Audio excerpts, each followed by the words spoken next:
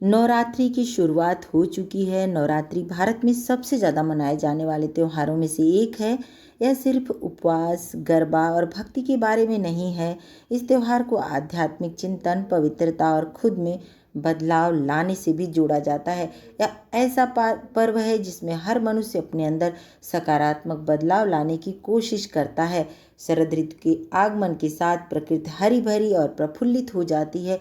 खासकर काश के फूल लहराते हैं जो देवी माँ के स्वागत का संकेत देते हैं। और इस मौसम में शुरू होने वाला शारदीय नवरात्रि बुराई पर अच्छाई की जीत का प्रतीक है। जब भक्त देवी दुर्गा की पूजा करते हैं और 9 दिनों तक व्रत उपासना करते हैं, यह समय परंपरा, एकजुटता और खुशी का होता है। समुदाय को सबको एक साथ लाने का यह त्योहार है। और ऐसा माना जाता है कि जब सभी खुश होते हैं तो देवी लक्ष्मी पृथ्वी पर आने का भी यह प्रतीक है। दुर्गा माँ के 9 रूप कौन कौन से हैं उनका नाम भी बताऊंगी आपको। कलश पूजन क्यों किया जाता है और कन्या पूजन क्यों किया जाता है, क्या महत्व है इसका। और सबसे ज़्यादा अंत में कि इस त्योहार से माँ दुर्गा के, 9 दुर्गा के इस स्वरूप की जो पूजा होती है, इस क्यों होती है, इससे हमें क्या सीख मिलती है, इसको भी बताऊंगी, तो अंत तक बने रहिएगा। 22 सितंबर से शुरू होने वाली दुर्गा पूजा 1 अक्टूबर, 9वीं और 2 अक्टूबर को दशहरा यानी बुराई पर अच्छाई की जीत की शुरुआत हो चुकी है। नवरात्र में माँ दुर्गा के 9 स्वरूपों की पूजा की जाती है। इनके नाम और महत्व इस प्रकार हैं। शैलपुत्री का माँ का नाम जो पहला है शैलपुत्री, और पर्वतराज हिमालय की ये पुत्री हैं। शक्ति और धैर्य का प्रतीक है। माँ दूसरा नाम है माँ का ब्रह्मचारिणी, तप संयम की देवी और ज्ञान की देवी है माँ। और चंद्रघंटा शांति, साहस और संतुलन की देवी। कुष्मांडा ब्रह्मांड की सृष्टि करने वाली देवी हैं। स्कंद माता का नाम है मातृत्व और करुणा की देवी। कात्यायनी बल, विजय और धर्म की रक्षा करने वाली देवी माँ है। और कालरात्रि भय का नाश करने वाली और रक्षक है। महागौरी शांति, सद्गुण, पवित्रता की देवी। सिद्धिदात्री, सिद्धि मोक्ष प्रदान करने वाली देवी। नवरात्रि आखिर मनाते क्यों हैं? नवरात्रि साल में 2 बार चैत्र और आश्विन महीने में मनाई जाती है। यह पर्व माँ दुर्गा की उपासना का है। कथा के अनुसार माँ दुर्गा ने 9 रातों तक महिषासुर नामक राक्षस से युद्ध किया और 10वें दिन विजय प्राप्त की। इसलिए यह पर्व सत्य की असत्य पर विजय और शक्ति की आराधना का प्रतीक है। लोग इन 9 दिनों में व्रत, भजन, कीर्तन और उपासना करते हैं। व्रत की शुरुआत कैसे करते हैं? कलश स्थापना क्यों करते हैं? कलश स्थापना से ही पूजा की शुरुआत होती है। नवरात्रि का पहला दिन और सबसे महत्वपूर्ण कार्य घट स्थापना, घट यानी घड़े की स्थापना करते हैं।